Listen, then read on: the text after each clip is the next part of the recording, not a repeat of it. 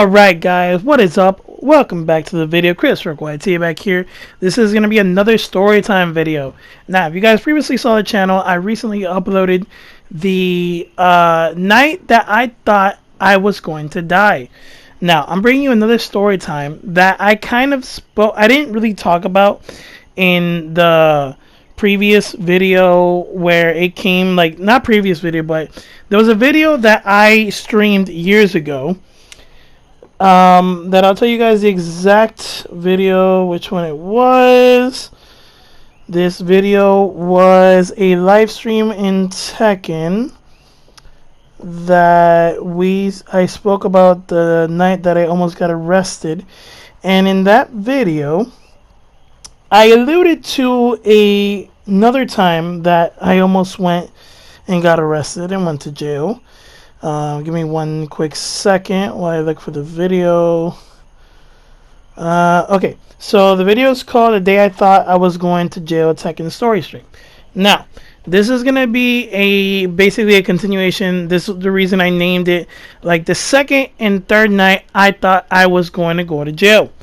Now, what happens in these stories, right, is that my friends and I, a few of my friends that are still my friends, and other people that they weren't really friends of mine, they were friends of my friend, you know, more like people I just knew and acquaintances. The first story I'm going to be telling you guys is the story where, okay, what happened is in the stream of Tekken that I did years ago, I alluded to, there was a time where I got into cop trouble, and I also said in that stream that I've gotten into a couple of cop troubles in my life, but they were never my fault. Now, to explain story number one of the second time I almost thought I was going to go to jail, what happens is this. I'm chilling at my house. I remember, I was 19 in this story. And I'm chilling at my house one night, and one of my ex-friends, Ryan, hits me up. And Ryan tells me, "Hey man, Carlos is in Puerto Rico and he wants to hang out, and I'm with Sergio." Why the fuck did I say it so wrong? I'm with Sergio, and he tells me, "I know you don't smoke, but you do drink." I said, hell yeah. I haven't seen Carlos in forever, because at that time Carlos was a guy I knew that happened to be Ryan's best friend. And I was like, you know, I didn't have any bad blood with this dude. So I said, sure, I'm not really into smoking weed, but I'm willing to hang out with you guys and have a good time. So he says, all right, perfect. So get ready. We're going to go get you. I said, bet. So they come pick me up. And as we're going around like the city and the neighborhood, he tells me, man, where they usually smoke weed, it's wet, so they don't really want to go to our regular spot. And I'm like, okay, so what's the plan? They said, oh, I don't know, we'll just drive around and we'll see what happens. I said, all right. We already, like, for that time, I did not smoke weed. But I said, you know what? We're celebrating. Carlos is back in Puerto Rico. We might as well enjoy ourselves. So I said, fuck it. What's the worst thing that could happen? This is where it gets bad. So me, being innocent, that the only thing I did in that time was drink and vape, I decided to get high with them. Horrible, horrible idea. So as the night goes on, it's a really bad time, because first it's a really good time. But we go to our usual spot. Ryan says, oh, I don't want to, get out because it's like raining and it's wet and I don't want to wet my ass. His exact words, by the way. So we go and we pick up Felix. Now, Felix was already apparently high because where he worked, his kitchen staff members were drug addicts too. They were smokers, so they got high before we even picked them up. And so I'm telling you guys all the juicy details, because like I said, I don't care. I might as well tell you the exact story. So, we picked him up, and we're in like a little plaza area that we have where I live.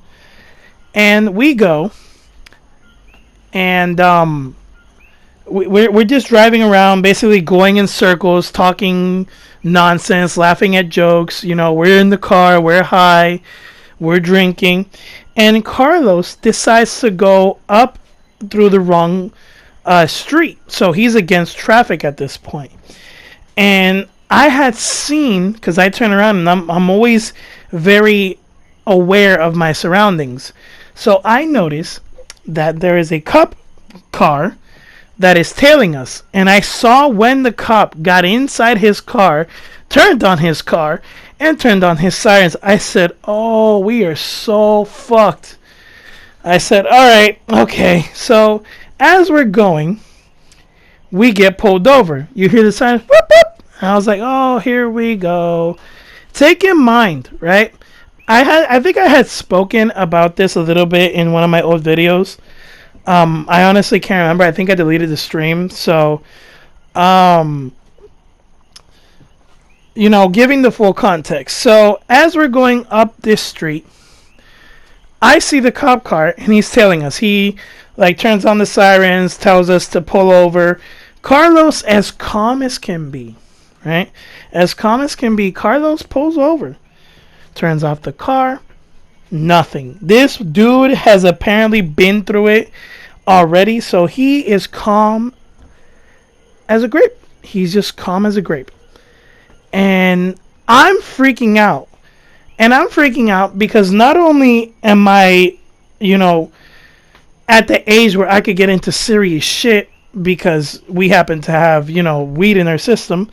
Not only that, my mom didn't know where I was because I hadn't told my parents. I just told them I was going out. I didn't tell them what I was going to go do. So my parents had no clue.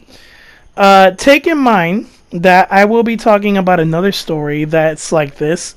So my mom already had to go through another issue like this. That will be the third story, right? So I go, and I'm freaking out, and I'm like, I'm in tears almost. And Ryan is throwing a fuck ton of perfume all over the car because this dumbass is like, let me try to mask the smell.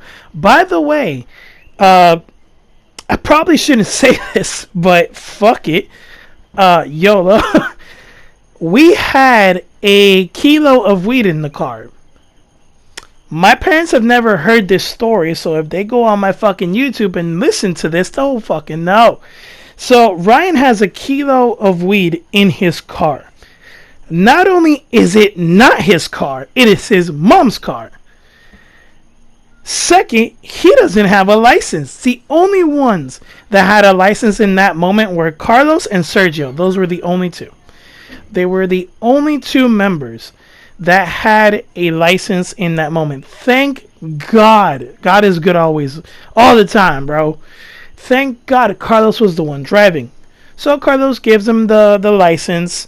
And, Ryan gets the registration. Ryan is freaking the fuck out. So as I was saying, so Ryan is freaking out, right? Ryan is all over the place. He's freaking out. He's throwing perfume all over the car. And I'm there because I'm 19. So I'm still in the eyes of the law, I'm still a minor. I am terrified of what's going to happen. So I'm freaking out as well. As everything's going on, right? As everything that's going on in that moment, of like, holy shit, we just got pulled over, we have drugs in the car, all of us are high, all of us have liquor in the car. And he mentioned the whole kilo of weed after we got into the car, like an hour later. So I'm like, okay, so I already saw myself, like, I had a vision of like myself that same night, like on the curve, in handcuffs, having to call my parents to go deal with this mess and like get me out of that situation. There's a couple of funny moments. Now, when we were getting pulled over, Sergio is turning on the he's turning on the smoke pipe, right? Like he's trying, he's trying to hit like the pipe. And I'm there yelling at Sergio like, bro, turn that shit off. We're being, tailed by a cop. He's like, oh shit. So he tosses the fucking, he tosses the pipe into the floor. And I was like, great idea. Great idea. So when the cop does pull us over, Carlos, as I told you, he is calm as can be. So Carlos is like, good evening, officer. How can I help you? And before the cop can answer that, the cop says, do you guys really think I'm this fucking stupid that I can't smell the weed in your car? And he says, license and registration, like with a really pissed off attitude. Now, as all of that is going on, in that moment, right, I'm still trying to get over my ex in that whole situation because this is in the years of my breakup. I'm just thinking about her, and I'm thinking like, it's not gonna be fun when she figures this out, because we still did give a shit and still have like a friendship. But getting back to the topic, right? So, as I'm like freaking out, I'm in the car, I'm all in tears. The cop takes the information and he says, why are you guys going this way? And Carlos, as I told you, calm as can be, tells him, all right, officer, here's the truth. I just returned from Puerto Rico. I just returned to Puerto Rico. I'm visiting overseas, and I came to, see my friends, and I forgot that I couldn't go up here. I do apologize. And all of that is actually helping the case, as Ryan is almost in tears like a total bitch, by the way. Because we spoke about this, and he's like, I told him like, yeah, you reacted as a bitch in that moment.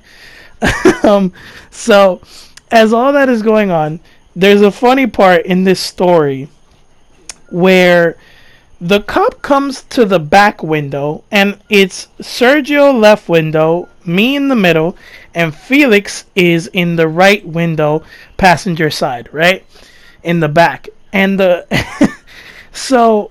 Ryan's mom's car was one of these old SUVs where they didn't have the automatic like push to take down the window button. It was one of those roll windows, right? So Felix is high as a kite, and I've always told him like for us to talk about this story, so he knows about this, and I'll eventually get his side on this. But it's gonna be in Spanish, so bear with me when he talks about this, when he get him on the video. So he's rolling down the window, and what made me laugh in that moment is as Felix is rolling down the window, he looks the officer straight in the eyes and tells him, "How you doing, officer?" And I'm in tears basically, because I'm like, not only is this gonna be like a really shitty situation to get out of, and I've already put my parents through a lot. I'm there like, dude, this dumbass is gonna get us arrested, man. So the cop goes back to his car, and miraculously, right, the cop says, I'm gonna let you guys go, but I don't want you guys in this area. I want you to get as far from here as you possibly can. I don't know. I didn't ask, but I don't know what possessed me in that moment to want to ask the officer, like, why is he letting us off? Like, we're against traffic. You're aware that there's drugs in the car. You can smell the drugs in the car. And he let us off. So I was so confused, but I was so happy. I'm there like, oh, thank Lord Jesus. And it was such a crazy night. So after that whole situation went down, right? Because like I told you, is these stories that I'm telling you is that I thought I was going to go to jail. So I thought we were going to get arrested. As this is all going down, I'm still in tears like, why, man? Every time I hang with these dumbasses, it's always the same situation. The only difference is Isaac isn't a part of it. So when I told this story, years later to when I was still friends with Isaac and Lewis, they're laughing their asses off. They're like, damn, man, we should have been there. Fuck that. So what happens afterwards is we go to the Capitol, right? We drive to the Capitol, and what do you think we did? We're like, oh, we just got pulled over. We almost got arrested for doing exactly what we're going to do now. So as we drive off, we get on the highway. We're on the way to the Capitol. What do you think my intelligent friends decide to do? They just start smoking again. I'm like, really? But I'm a young 19-year-old, so I said, fuck it, I might as well too, right? So I start smoking as well. And the weed was already fucking me up before. So you know, your mood when you go into weed, when you're going into the effect, is very important. Like, you know, you have to be okay, and you have to be very relaxed when you're going into the effect, because if you go into the effect already stressed, already in panic, you're just going to have a bad trip. So the way you go into it is very, very important. So we start smoking again. We go to the Capitol. They're like, oh, we got the munchies. They want to fill up the car. So they fill up the car. We go to a gas station. They grab some munchies, and we drive home. Now, when we got to the other gas station in the Capitol, I'm freaking out because all I see is cops. It's just cops everywhere, man. Everywhere. So I'm like, dude, I want to go home. I don't want to be with these people. I just want to go home. That's the end of the story. You know, it ends right there. I am no longer friends with these people. So that tells you a lot. I'm still friends with Felix. That's my boy. I've been friends with him for about 10 years now, a whole decade. He's still my boy. The rest of them, yeah, I don't hang with these people. But yeah, I'm gonna be getting into the second story. Yeah, I'll be getting into the second story now. Alright, so story number 2, the third night, and story number 2 of when I thought I was gonna go to jail. Now, this one actually takes place before the one that I just told you guys of the whole weed, you know, experience and, like, you know, getting pulled over. Now, this story takes place with, I will actually be protecting the names of these two individuals because I don't want him involved in any of this. So I would just be giving initials to make it fair. This story involves around me, my friend, well, a friend who I used to know, who I no longer talk to because he moved away and we lost all sort of contact. I'm gonna give him the initial H. And my other friend, who we're still friends to this day, I will be giving you his initial, which starts with an A. That's all you're gonna get. So the story takes place with A, H, and G. Now, G is where this story gets interesting.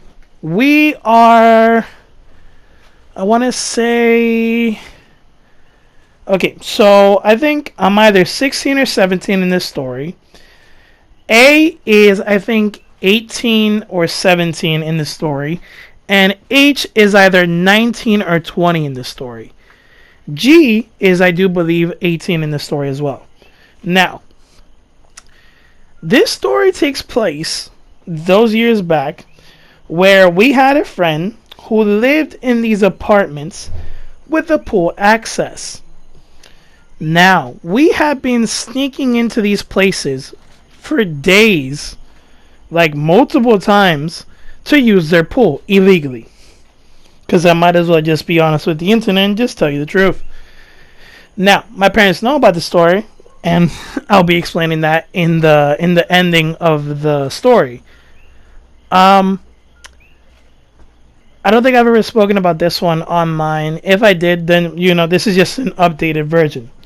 Now, it is myself, A, H, and G, right? G let us in to where he lives, because this does take place where he lives, into the apartments he lives in. He was already uppity and, like, full of anxiety because the place that we're going to, aka where he lives, They were already scouting to get us arrested because we had broken in multiple times, and that is trespassing. We never did break any property. We just simply knew how to get in because there was like a trick that you could do on their wooden doors, and you didn't need a key. Now, we weren't the only ones sneaking in, to be honest. There was other people who actually did break like property there. We simply knew the trick how to get in. That's it, right? Because of our break-ins and our trespassing to those places, they actually made security very, very strict, and they decided that every gate in those apartment complexes would now have a automatic sensor key sort of thing for you to get in. So if you did not have that key sensor, that door will not open. That was our fault because we decided that when you're young like that, you're in your early teens to almost adult years, you think you're untouchable, you're immortal, you're like, oh, nothing's ever going to happen, I'm never going to get arrested, nothing's going to touch me, the law, I'm above the law, all that type of shit, right? So we started breaking in and trespassing into these places.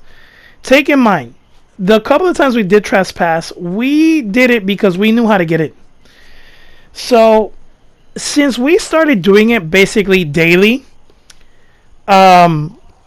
they actually put spikes on top of the gates. Now, back then, it was actually my fault as well. Back then, I used to own Timberlands.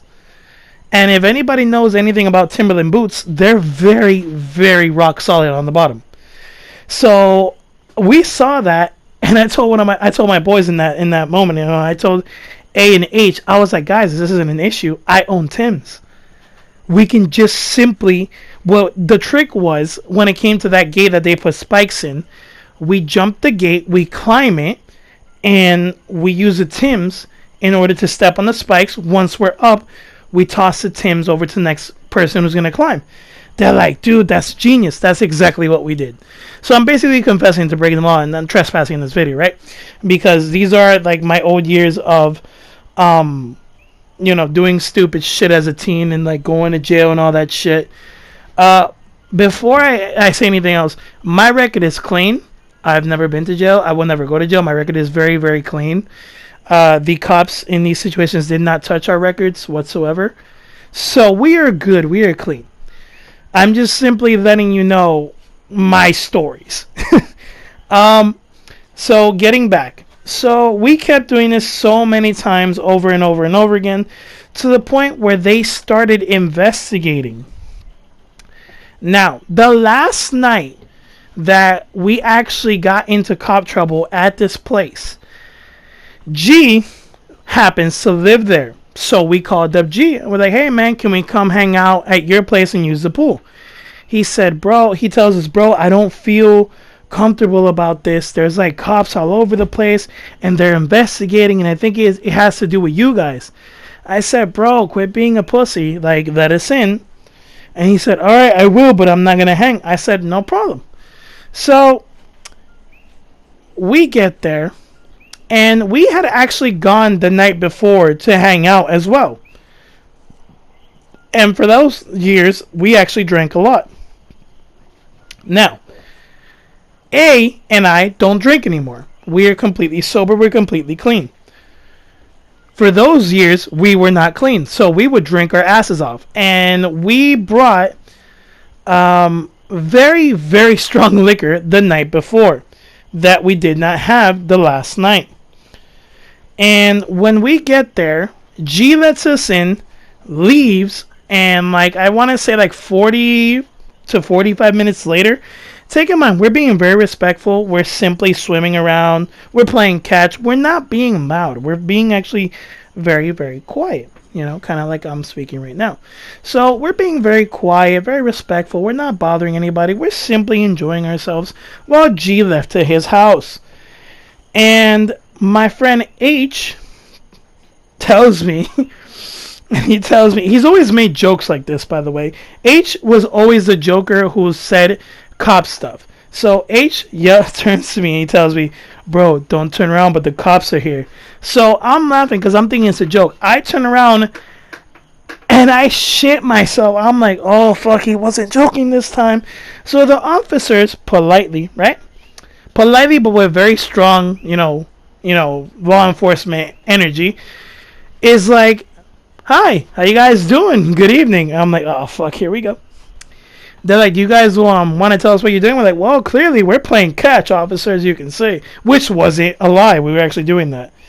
Um, so so we're doing all that, and he pulls us out of the pool. He says, "Who of you lives here?" And I'll just tell him, "None of us." And they have to get the guy who lives here down here, which is G. G refuses to cooperate. G refuses to come down. Now, we managed to get G down to the situation because he happens to live there, and you know, we get him down to the situation, and I'm talking about all this, and my friends A and H tell me, if you want to get out of this without getting us into more trouble, let H and I speak. Do not speak. I said, bet, okay. Because this was the first time I had gotten into cop trouble. So I simply stayed quiet while they spoke. And the cops kept asking a bunch of questions. They kept repeating the same questions. And take in mind, this is a Saturday night. So I'm looking at the clock like, dude, I got things to do, bro. Like, are we going to go to jail or not? Are you going to book us? Like, what's going to happen? So I'm patiently waiting. It's been about 2 hours since we've been pulled over, quote unquote, pulled over. And they're saying, "Oh, we caught you guys on camera. You guys threw in a cart. Y'all had a ladder. Y'all were drinking. Y'all were basically skinny dipping." And we're there like, "I don't know what you're talking about, officer. None of this stuff sounds like us." So, so I'm there like, well, and for some reason, my mom picked up on this night because she kept calling nonstop. And I see that there's like 4 to 5 missed calls of my mom. So, long story short, after 3 hours of having us sit on the floor, cold as shit, because not only did we not have towels, we didn't bring any backup clothes. So, we were just all drenched in soaking wet water. And it was a very, very cold night. So, we're talking about all this, and as the cops tells us, "All right, guys, get up." And we're like, "So, what's going to happen?" They're like, "Nothing." Because the thing is, like, G's dad was actually the president of this apartment complex, and due to his help, he actually helped us get out of this cop trouble. The only thing that really bothered me from that night is that G lied to the cops, which is like one of the worst things you could do. You do not lie to law enforcement. And he looks at me, and he tells the cop right in front of my face, "Oh," he points at me and says, "Oh, that's my cousin. He forced me to open for them." And I'm just looking at him like, dude. And when his dad got down and he told him the story, the dad is like, "Oh, that's not his cousin. He's not related to him at all. That's his friend. I know his friend. I don't know the other two kids." I was so mad at this situation because I'm like, bro, if I'm getting scot-free, so are them. Like, it's not fair to just book me out and then let them suffer. No, we're a team. We don't do that. So, at the end of the day, once we're, like, good and ready to go, and the cops are going to drive us home, my mom keeps calling, and the officer tells me, "You should probably tell your mom that you're going to be driven home in a cop car." I said, "Don't you think it'd be better if you do it, officer?" He said, "I don't think you're understanding where I'm coming from. I think it's better if you tell her, because if I tell your mom and I answer her and she notices it's an officer speaking to her, relating to her son, I don't think it's going to be a good idea." I said, "Bet, you know what? You're right." So I tell my mom, and she's like, "What's going on? Are you okay?" I explain to him, like, "Hey, Mom, I'm going to be driven home in a cop car." And I'm sort of laughing at this moment because everything is good, and she's all pissed off. And she's like, "Why are you laughing? This is a serious matter." And I'm like, "Well, Mom, they're not going to hit my record with anything. I'm not getting any charges, so I'm going to get home scot-free." And at the end of the story, it was very annoying. I was very scared because like that was the first time I actually had gotten into like cop trouble, like legitimately. Like that was the first actual story in the timeline. The ones y'all heard before was the second, and then the first one you heard in this one was the last one. So as I told my mom, yeah, mom, I'm gonna be driven home in a cop car. Everything's good. She's like, "Are you proud of yourself?" I was like, "Well, no, but you know, are you proud that I'm going home and not into a jail cell?" And this is something that like it's funny because my mom had the reaction of being very upset with her son, while on the contrary, my dad, who is a retired veteran, had the complete opposite reaction. He simply just looked at me. He's like, why would you follow in my footsteps?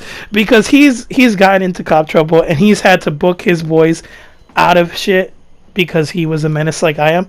So like father like son.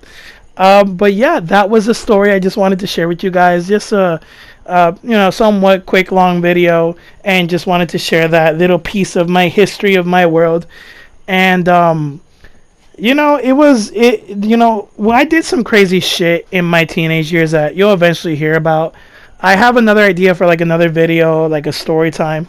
But for now, we're just going to leave it here. Hope you guys enjoyed this 2 mini short stories that I, spoke about real quick. And don't forget to like, share, and subscribe down below to the channel. And comment down below what you want to hear next. This is Chris Rick YT signing out for now. Peace out, guys.